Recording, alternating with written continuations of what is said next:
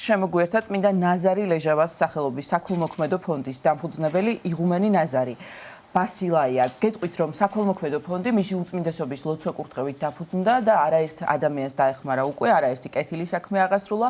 მამა ნაზარ, ძალიან დიდი მადლობა ჩვენთან მობრძანებისთვის. ქრისტე აღსდგა. ჭეშმარიტად ავli ქრისტე, გილოცავთ.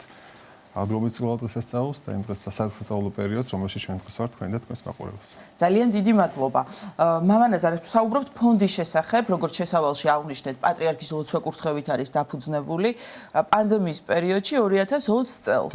აი, როგორ მოხდა ეს ყველაფერი, როგორ დაუკავშირდა ფონდის ფუნქციონირება მის უწმინდესობას, რომ მოგვიყვეთ? აუცილებლად, დიდი მადლობა შესანიშნავი კითხვისთვის. პირველ რიგში ჩვენი ფონდის საქმიანობა არის სამრევლოს ბაზაზე წარმოშობილი და სანამ ორგანიზაცია გახდებოდა, ეს იყო სამრევლო კულტურა, შეიძლება ითქვას, რომელიც მუდმივად ეწეოდა სოციალურად დაუცველი ფენების სხვადასხვა გზით დახმარებას.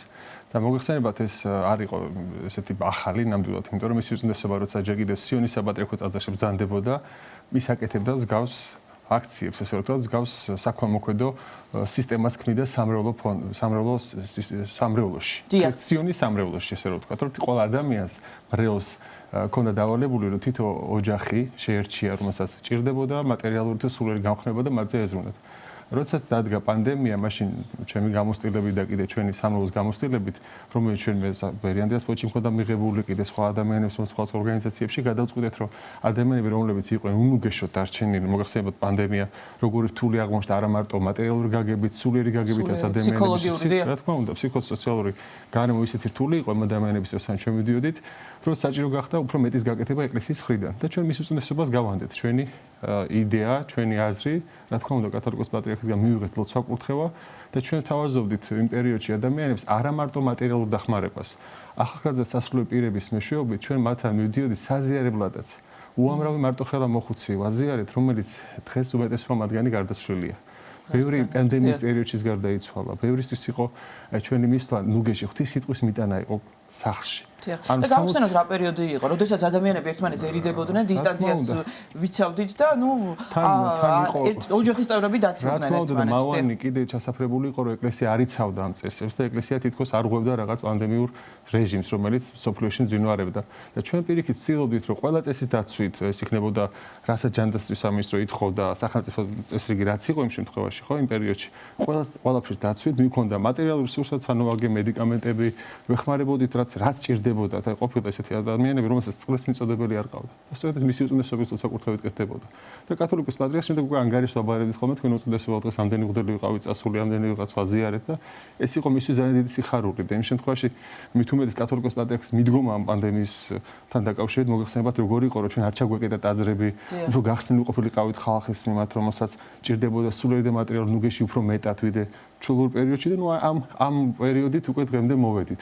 და თითეული დეტალი სანამ მისი უწმინდესობა იყო მხნედ და თუნდაც უკვე მხნედაც არ იყო. შემდეგაც ვაბარებით ანგარიშს თუ რა კეთდებოდა მისი სახელით, მისი ლოცვა-კურთხევით და კათოლიკოს პატრიარქის სახელი არაერთ საქველმოქმედო ინიციატივასთან არის დაკავშირებული ჩვენ ქვეყანაში. ეს არ არის მხოლოდ ნაზარ ლეჟავას ფონდი, არაერთი მოწყალების სახლია, არაერთი პოვარი პოულობს ჩვენთან, არა მარტო მატერიალურ საზრდოს, არამედ სულიერ ნუგეშსაც. იმიტომ რომ ეკლესია ერთადერთი ადგილია, სადაც ყველა შეუძლია თავი მიიდრიკოს და სწორედ ეს იყო მისი უწმინდესობის ილია მეორის შეიძლება ითქვას ეკლესიის საჭეტრობლად მოსვლის დღიდან ფაქტობრივად დღემდე, უკანასკნელ წუთამდე, სხვა ადამიანებისთვის სიცოცხლის დადება და ზრუნველობა. დიახ, და ჩვენ ყველას გვახსოვს პანდემიის პერიოდი, გვახსოვს როგორი წნეხი, როგორი ზეწოლა გამოიარა საქართველოს ეკლესიამ, მისმა უწმინდესობამ, სრულიად საქართველოს კათოლიკოს პატრიარქმა ილია მეორემ იმასთან დაკავშირებით, რომ იყო ზეწოლა ტაძრების დახურვასთან დაკავშირებით, ზიარების წესის შეცვლასთან დაკავშირებით და გვახსოვს ჩვენი პატრიარქის უშიშარი, შეუვალი ხასიათი და მისი გადაწყვეტილება ძალიან გმირული. უწმინდესობას რო აქონოდა კათოლიკოს პატრიარქის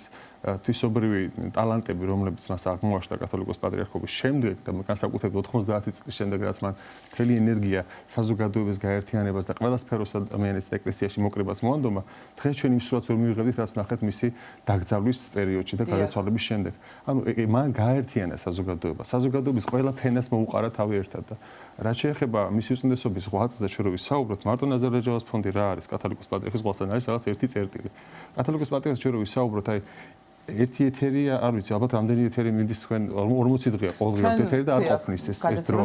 მაგრამ ყველაზე მეტად მოწყალება, აი ნახეთ რა ასე მინდა ყოველდღიურად გავამახვილო, რომ კათოლიკოს პატრიარქისთვის მოწყალება იყო უმაღლესი ღვთისმსახურება და სწორედ ამას გვასწავლიდა ჩვენ ყველას. მის ხელდასხმულ საშუალო პირებს და მოწყალების ფენომენი ქრისტიანობაში ეს არის უმაღლესი მსახურება უფლისა. და მისი უწმიდესობაში ეს იყო ყოველთვის. და გვაძლევდა ამის მაგალითი. პრაქტიკული მაგალითი იყო. ესეც ქრისტიანობის პრაქტიკული მაგალითი არ შეიძლება მოწყალების გარეშე იყოს. და სწორედ ნაზარ-ლეჟავას ფონდი ამას ემსახურება კათოლიკოს პატრიარქის ლოცვა-კურთხევით. სახელიც კი რო ჩვენ ნაზარ-ლეჟავას გადავწყვიტეთ, ესეც მისი უწმიდესობასთან შეთანხმებით იყო და სწორედ ნაზარ-ლეჟავა დღეს კანონიზებული რო არის წმინდანად, არის კათოლიკოს პატრიარქის მოღვაწეობაში ერთ-ერთი პატარა მარგალიტი, რომელსაც საფუძველი დაუდო მისმა უწმიდესობამ, რომ ქართველი წმინდანების კანონიზაცია დაწყებულიყო საქართველოს ეკლესიაში, იმდენი ხნით წყვეტა იყო, რომ არ ხდებოდა საერთოდ. 300 წლიანი წყვეტა იყო, როდესაც წმინდა ილია მართალი შერეცხა წმინდანას. ილია მართლიდან დაიწყო და შემდეგ 95 წელს გაფართოებულ კრებაზე ნაზარი და სახელმწიფოები, რომელიც ბოლშევიკური ხელისუფლების მიერ იქნენ ესე მოწამებლად აღსრულებული. და სწორედ კათოლიკოს პატრიარქს უკავშირდება არაერთი ორგანიზაციის მსგავსი დაარსება, როგორც ნაზარ-ლეჟავას ფონდია. მისი ლოცვა-კურთხევით ჩვენ დღემდე ვეხმარებით 35 ოჯახს, რომელიც არის განსაკუთრებული საჭიროების მქონე ბავშვი და არა მარტო იმ ბავშვებს, მისი ოჯახის წევრებს. არ არის ეს ეჯიადი დახმარება, მარტო ხელა მოხუცებს. მისი უწმიდესობის ლოცვა-კურთხევით ვასწავლით ბიბლიას ონლაინ. მისი უწმიდესობის ლოცვა-კურთხევით ჩვენ გადავეცით 3 საცხოვრებელი სახლი. ანუ თქვენ ახლა საუბრობთ ფონდის საქმიანობაზე, რომელიც დღეს გრძელდება, ხო, თქვა პანდემიის დროს სხვა საჭიროებები იყო, პანდემიის დროს დაიწყო ჩვენ. პანდემიის დროს სხვა მოცემულობა ჰქონდა, მაგრამ პანდემიური რეჟიმიდან გამოვიდა, ფონდი გაიზარდა.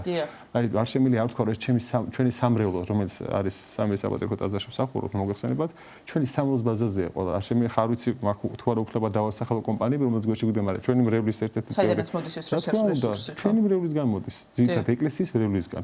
უმეტესობა ჩვენ დონაცია ვიცი ყავს, საიდან შემოდის თანხები, ეს არის ეკლესიის მრევლი. იმიტომ ჩვენ ეკლესიაში ადამიანებს ვასწავლით, რომ თუ გინდა უფალს ემსახურო, ეს არის ეკლესიაში შეწიო და სამთელი იყიდო. თუ შენ ადამიანებს მოწყალებისკენ, ადამიანის დახმარებისკენ არ გაიწვდი ხელს და ეს არ არის შენი ამოსავალი წერტილი, მაშინ შენში უკვე ქრისტიანობის ხარისხი დაბალია. თუ შენ მაძღარი ხარ და სხვაზე არ ფიქრობ, რომელსაც შეიძლება ლუკმაპური არ კონდეს, მაშინ ეს პრობლემა გაქვს. ქრისტიანულ გაგებაში პრობლემა გაქვს. არ შეიძლება ქრისტიანი იყოს უზრუნველობაში, ფუფუნებაში, გაცხრომაში.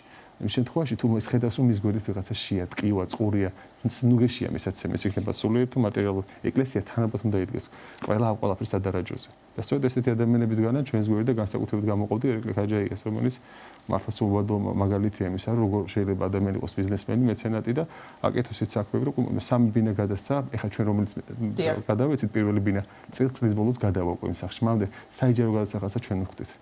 აი ეს არის მისი უწმიდესობის ლოცვა-კურთხევით. რო არ ქონდა ეს გარემო, რო არ ყოფილიყო მის ლოცვა-კურთხევა, რო არ ქონდა მისგან ეს პრაქტიკული მაგალითები ქრისტიანული თვალსაზრისით ადამიანის მოყვასის სიყვარულისა და დახმარებისა, ჩვენ დღეს შეიძლება სხვა მოცემულობა გქონოდა. დიახ, რა თქმა უნდა. მამანაზარ, თქვენ აღნიშნეთ, რომ ასწავლით ასევე ონლაინ, ხო?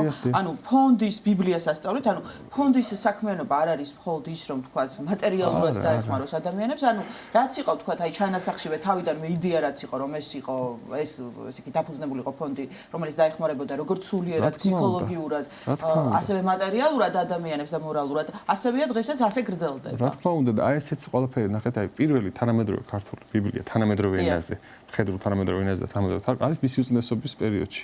მანამდე ბიბლია ესეთი ჩვენ არ ჰქონდა. რა თქმა უნდა, იყო ძველ ქართულად და ხელნაწერი რევოლუციაში მაგას ახლა უნიკალური მემკვიდრეობა, რომელიც გამოცემული არ იყო, მე მგონი, ხო ხელით გადაწერა. კათოლიკოსი სიონში იჯდა თავის, რა ვიცი, სტიქაროსნებთან და იმ პირველი თაობის ხალხთან ერთად და ხელით უწერდა. მამაო ჩვენს უწერდნენ ხელით. ლამის აი ესეთი ძიმე მდგომარეობა იყო და დღეს ჩვენ მოგვეცია საშუალება, რომ ისეთი პროფესიონალები ყავს უკვე საღვთისმეტყველო კუთხითაც, რომელსაც თეოლოგიური უმაღლესი განათლება აქვს და ბიბლიის ზედმიწევითი სწავლებითი წოდომა, ეს ამ ადამიანების დახმარებით ჩვენ უკვე შეგვიძლია სხვა სწავლოთ. სად იყო ეს მოცემულობა?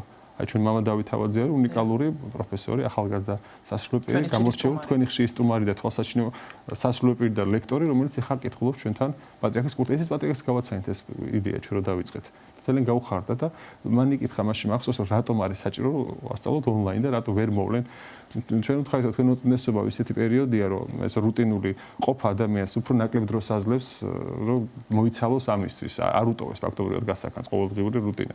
და ჩვენ მივაწვით მას სახლიდან გაუსვლელად. რომ შეუძლია მოისმინოს, უანგაროთ, არანაირ თანხას არ ვთხოვთ ამაში, თავარია ისწავლო, იმიტომ რომ ბიბლია დღეს ისეთი ეპოქა არის, სოციალური პლატფორმების და ესეთი ინტერნეტ საშუალებების გამოყენება ღვთისმსიტყვის გასავრცელებლად ყველაზე ესეთი მნიშვნელოვანი არის, იმიტომ რომ ყველაზე მეტ დროს ადამიანი ინტერნეტ სივრცეში და სოციალურ ქსელებში ხარჯავს. ძალიან დიდი მადლობა მამანაზარ, წარმატებას გისურვებთ, წარმატებას უსურვებთ ფონდს, კიდევ ბევრს მოვიმკით, რაც უწმინდესმა დათესა და არ დამთავრდება. არ დამთავრდება, რა თქმა უნდა. ნახავს და მე კიდევ ერთხელ მინდა მიუსამძიბრო ჩვენ ერთ ეს დიდი დანაკლისი და მადლობა უთხრა ყველა ადამიანს, ვისაც მისი უწნესობის ხსოვნა არის ობიექტურად.